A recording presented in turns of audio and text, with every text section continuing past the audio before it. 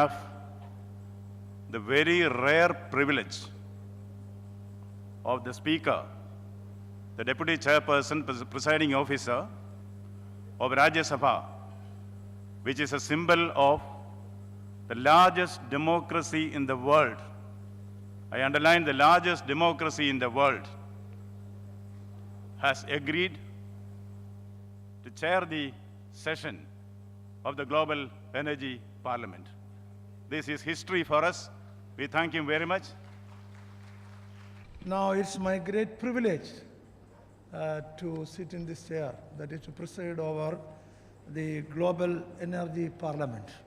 Yes, I used to preside there in Delhi in the Rajya Sabha, but this is an extra privilege for me.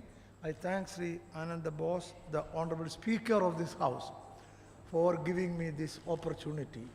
Honorable Speaker is the final word here, not the presiding officer. And he is here. Under his instruction, I am informing you that this is a question hour. And I think 1 hour is allotted for question hour. Yes. 1 hour is allotted for question hour, as we are doing in the Parliament there. There also it is 1 hour.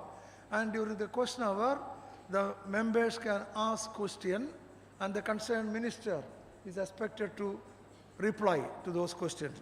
Now the first question is Sri Adams. I would call upon Sri Adams. Is there? Thanks. This is to the Minister of Environment. It is said that freedom is only freedom when it doesn't impinge on the freedom of anyone else. I would also include the environment in this category to the right to freedom. We cannot disconnect ourselves from nature. Tug on one part of it, and the whole universe will follow. Madam, it is often quoted that nature has enough for man's need, but not enough for its greed. But every man is different. Cultures and norms are different too. Are there any universal guidelines to know what is need and what is greed, so that freedom and happiness can be experienced by all? Yes, thank you, Honourable Member. Who is the concerned minister? Yes, you can reply to that question. Yes, well, this is a series of great questions, and there can be no freedom if it infringes upon the well-being and liberties of others. Humans can never disconnect with nature, but the laws of nature never change. They have evolved over millions of years to perfect its ecosystems.